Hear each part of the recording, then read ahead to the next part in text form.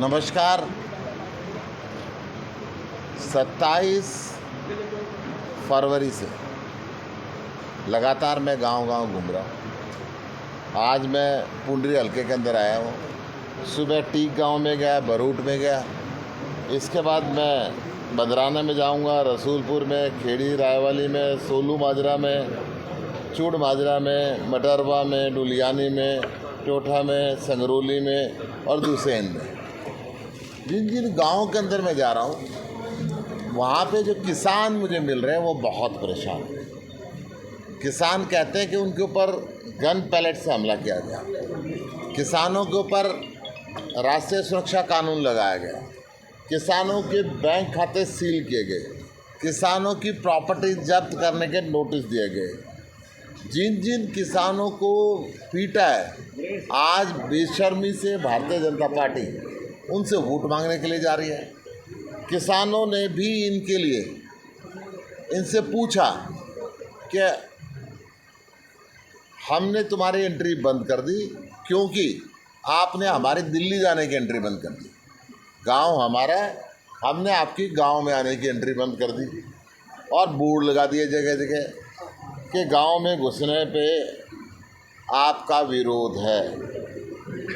और जिन जिन गाँव में घुसने पे विरोध कर रहे हैं उस पर ये पर्चा भी कर रहे हैं। ये अंग्रेज के चेलों ने पता नहीं किसानों को क्या समझ रखा है। जब आप नेशनल हाईवे पे चलते हुए इनको रोक सकते हो, क्या ये अपने घर में आने से नहीं रोक सकते? ये तो हाईवे सबके लिए है। आज इनको लगता कि किसान इन पर्चों से डर के घर बैठ जाए। हिंदुस्तान का किसान, हरियाणा का किसान जब नहीं डरा जब आपने लठ बरसाए, तानाशाह ने लठ बरसाए।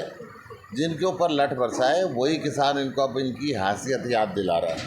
किसानों ने से मेहनत से उगाया हुआ जो अन्न है ये चाहते हैं कूड़ियों के भाव के अंदर बिके। ये चाहते हैं किसान 5-5, 6-6 दिन लाइन में लगे, ना उनको पीने का पानी की सुविधा हो, ना टॉयलेट की सुविधा हो, ऊपर से बरसात आ जाए, अनाज भीगे तो भीगे। ये सरकार उस पर वरीड नहीं है। धक्के खाता किसान ये चाहता है कि अडानी के गोदाम में पहुँचे और अडानी के गोदाम में 10 कमियाँ निकाल के उसकी फसल को बेइज्जत करके औने पौने भाव के अंदर खरीदे। इस प्रदेश का किसान, इस देश का किसान इस बात को समझ चुका है और यही कारण है कि जिस काले कानून को वापस करने के लिए 700 से ज़्यादा किसानों ने शहादत दी थी, आज हरियाणा के अंदर उसी काले कानून को बैकडोर से भारतीय जनता पार्टी लागू करना चाहती है। जब तक आम आदमी पार्टी है ये इसके मकसदों को पूरा नहीं होने देगी। भारतीय जनता पार्टी का ये मकसद कि अडानी के सामने मजबूर हो, मजबूर नहीं होने देगी। ये किसानों की अस्मिता की लड़ाई है।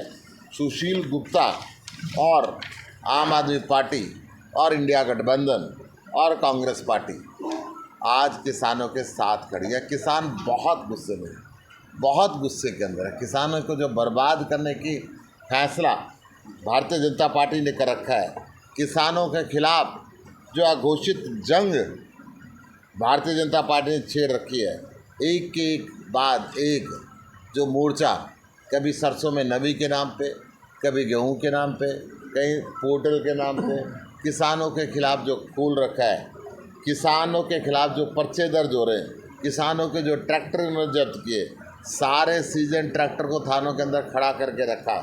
किसानों की अपना गुलाम समझना बंद कर दें। मैं भारतीय जनता पार्टी के लोगों को आगाह करना चाहता हूँ कि आप बुजुर्ग किसानों के खिलाफ भी आपने FIR दर्ज करी, जवान बच्चों के खिलाफ आपने FIR दर्ज करी।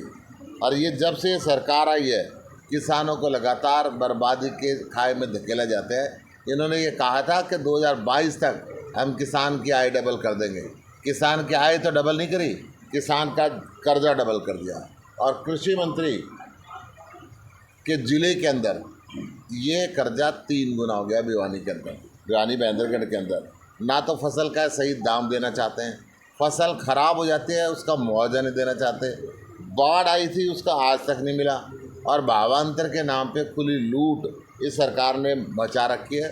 भारतीय जनता पार्टी किसान से नफरत करती है, क्योंकि किसानों ने इनके अहंकार को लगातार 1.25 साल आंधी बरसात तूफान में बैठ के इनके अहंकार को घुटनों के बल ला दिया था। प्रधानमंत्री को माफ़ी मांगनी पड़ी थी, माफ़ी मांग के तीनों काले कानून वापस लेने पड़े थे। तब से ये चुन चुन के बदले की कार्रवाई भारतीय जनता पार्टी के किसानों के ऊपर कर रही है। ये समझ रही है कि भरपूर कोशिश भारतीय जनता पार्टी ने करी, परंतु इनका जो शांतिपूर्ण गांधीवादी आंदोलन था, एक चिड़िया के बच्चे को भी पत्थर नहीं मारा, सारी दुनिया ने और देश ने देखा। परंतु भारतीय जनता पार्टी की भाषा कभी इनको आतंकवादी कहती रही, कभी इनको खालिस्तानी कहती रही, अभी इनको उपद्रवी कहते हैं, कभी इनको शरारती तत्व कहते हैं, कभी इनको आंदोलनजीवी कहते हैं। इन सारी बातों का गिन गिन के बदला इस वोट की चोट से आज इस प्रदेश का किसान भारतीय जनता पार्टी से ले रहा है। आम आदमी पार्टी, सुशील गुप्ता, इंडिया गठबंधन, कांग्रेस पार्टी हर कदम कदम पे किसानों के साथ। आज दुष्यंत चौटाला कह रहे हैं एक के बाद एक विकेट गिर रही है, कहाँ देखते हैं? क्योंकि उन्होंने किसानों के नाम पे वोट ली थी, किसानों का हितकारी बन के वोट ली थी, किसानों के लिए भारतीय जनता पार्टी को गाली कोस कोस के वोट ली थी, भारतीय जनता पार्टी को जमुना पार भेजने की बात कह के वोट ली थी, और वो भारतीय जनता पार्टी की गोद के अंदर जाके बैठ गए, मलाई खाने का गठबंधन कर लिया। किसानों को जब पीट रहे थे तो दुष्यंत चौटाला उन 3 काले कानूनों की तारीफ कर रहे थे। जब किसानों के ऊपर लाठियां चल रही थी, वो सत्ता का सुख भोग रहे थे। आज किसानों ने कह दिया कि तुम अपनी धरती खोज के हो। चौटाला परिवार, चाहे वो जेजेपी हो चाहे वो हिल्लो, धरातल पे अपनी ज़मीन को खो चुका है। आज दुष्यंत चौटाला कह रहे हैं कि वर्तमान मुख्यमंत्री ने सरसों की खरीद के लिए हैफेड के माध्यम से अपने एजेंट बिठा दिए हैं और आड़तियों के जेब पे ताला लगाने का काम किया। आज उनको ये बात दिखने लगी, ये बात किसान पिछले 10 साल से कर रहा है। 5 साल से आप गठबंधन के अंदर बैठे, जब नहीं दिख रही थी, जब किसानों को पीटा जा रहा था, पीपली में लाठीचार्ज शुरू किया था, वहाँ से नहीं दिखी थी आपको। जब बॉर्डर के ऊपर उनके ऊपर पत्थर बरसवाए भारतीय जनता पार्टी के गुंडों ने, लोकल व्यक्ति बन के उनके ऊपर पत्थर बरसाए और किसान ने पत्थर खाए, उनका जवाब पत्थर का पत्थर से वो दे सकते थे चाहते तो, परंतु उन्होंने नहीं दिया, क्योंकि भारतीय जनता पार्टी चाहती थी कि वो आंदोलन हिंसक बने, परंतु किसान चाहते थे कि वो गांधीवादी आंदोलन रहे, और वो गांधीवादी आंदोलन ही इस देश की ताकत है। आज गांधीवादी आंदोलन के रास्ते पे इस देश का किसान चल रहा है, और भारतीय जनता पार्टी को जैसे गांधी जी ने अलविदा अंग्रेजों को कराया था, इस बीजेपी को अलविदा करने का काम देश का किसान करेगा। बीजेपी कहती है कि 400 पार का दावा कर रही है, लेकिन कहीं भी उनको जनसंपर्क अभियान करने नहीं दिया जा रहा, मंच पर बोलने नहीं दिया जा रहा। बात चाहे सिरसा की हो, सोनीपत की हो, करनाल की हो, सब जगह डबल इंजन की सरकार, नारा 400 पार और 10 में से 6 उधार, कैसे बात बन सकती है? अगर इनके पास कैंडिडेट ही नहीं है, अगर कुरुक्षेत्र के अंदर एक कोयला चोर को लेके आते हैं, जिसको खुद इस देश का प्रधानमंत्री 1,86,000 करोड़ रुपए का आरोप कोयला चोरी के लगा के गया। मैं नवीन जिंदल जी से पूछना चाहता हूं, मैं नरेंद्र मोदी जी से आपके चैनल के माध्यम से पूछना चाहता हूं, इस कोयला चोर की जनसभा करने के लिए आप आएंगे यहाँ पे? किस मुंह से आप लोगों के ये कहेंगे कि कोयला चोर नहीं अब कोहिनूर हो गया, ये चोर नहीं अब सिपाही हो गया? क्या आपने 2014 में झूठ बोला था या 2024 में आके झूठ बोलोगे? एक रास्ता आपको तय करना पड़ेगा। केजरीवाल जी को राहत नहीं मिली कल हाईकोर्ट से आदेश। केजरीवाल छूटेंगे, जेल के ताले टूटेंगे। इस लोकतंत्र की हत्या भारतीय जनता पार्टी ने की है, इस संविधान की हत्या भारतीय जनता पार्टी ने की है। इलेक्ट्रल बॉन्ड का अपना धंधा छुपाने के लिए, इस चुनाव से दूर रखने के लिए 2 मुख्यमंत्रियों को चलते चुनाव के बीच में इन्होंने कैद किया। देश के इकलौते ऐसे मुख्यमंत्री जिनको सूरज के ऊपर दाग लगाने वाली बात है, उसको एक फर्जी केस के अंदर, फर्जी घोटाले के अंदर, जिस घोटाले की जांच पिछले 2 साल से 2000 अफसर कर रहे हैं, 1,500 जगह से ऊपर रेड कर सकें, आज तक 25 पैसे नहीं मिले, उस झूठे केस के अंदर अरविंद केजरीवाल को गिरफ्तार किया। देश की जनता देख रही है भारतीय जनता पार्टी चाहती है कि हम चुनाव प्रचार से रुक जाएं, हम डर जाएं, हम गठबंधन तोड़ दें। हम भारतीय जनता पार्टी की गीदड़ भभकियों से डरते नहीं है, डट के मुकाबला करेंगे। एक अरविंद केजरीवाल के शरीर को भेजा है। अरविंद केजरीवाल की सोच करोड़ों के अंदर, हिंदुस्तान के अंदर फैली हुई है। इस सोच को कैसे कैद करेगी नरेंद्र मोदी जी? मैं आपसे पूछना चाहता हूँ, ये सोच आपसे कैद नहीं हो सकती। अब हिंदुस्तान विकसित होने की तरफ बढ़ रहा है, हिंदुस्तान शिक्षित होने की तरफ बढ़ रहा है। कुरुक्षेत्र के अंदर जब महाभारत का युद्ध हुआ था तो युग का परिवर्तन हुआ था।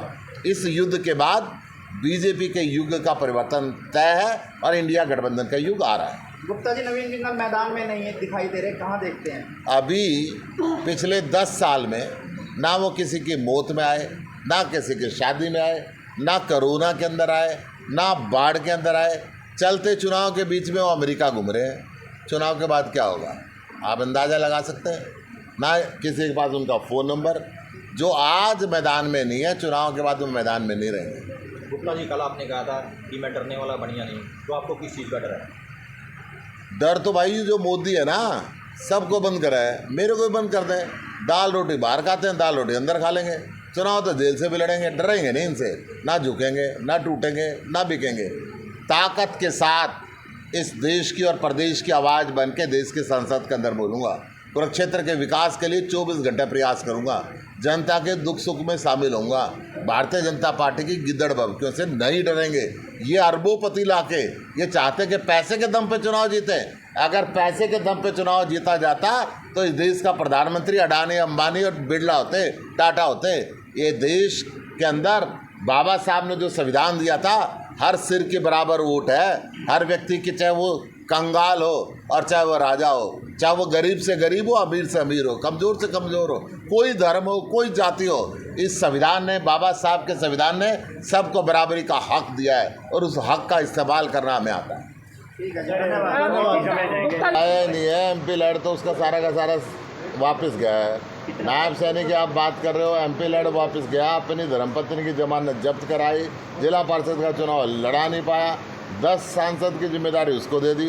वो कुरुक्षेत्र की तो बात दूर है, करनाल से बाहर नहीं निकल पाएगा। करनाल में नायब सैनिक की विधायक में जमानत जब्त होगी।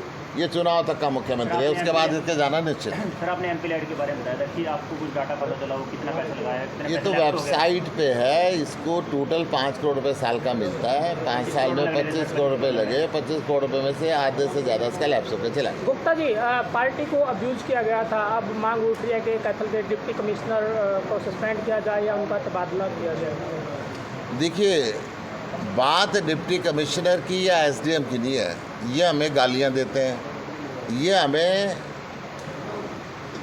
परमिशन डिनाई करते हैं। मैं ये पूछना चाहता हूं कि भाजपा के कौन से ऐसा वरिष्ठ नेता का दबाव इलेक्शन कमीशन पे पड़ गया कि वो गाली दे दे के हमारी परमिशन रिजेक्ट करता है? सर्च वो होनी चाहिए। ये छोटी छोटी मछलियों में नहीं, जो मगरमच्छ है, जो इस देश के इलेक्ट्रल सिस्टम को हड़पना चाहते हैं, जो वोटिंग मशीन में हेराफेरी कराना चाहते हैं, जो इलेक्शन कमीशन को पंगु बनाते हैं, वो किसका दबाव है, ये तय करें। अनुराग दाना ने कल कहा है कि डिप्टी कमिश्नर कौन मैदान में आ रहे हैं? सर, भगवंत मान जी भी कैथल आएंगे? भगवंत मान जी भी आएंगे, संजय सिंह जी भी आएंगे, सुनीता केजरीवाल जी से भी मैं निवेदन करूंगा। आम आदमी पार्टी के सारे वरिष्ठ नेता आएंगे, कांग्रेस के भी सारे वरिष्ठ नेता आएंगे और सब मिलकर इस चुनाव के अंदर धुआंधार प्रचार करेंगे और भारतीय जनता पार्टी की जमानत जब्त करेंगे। गुप्ता जी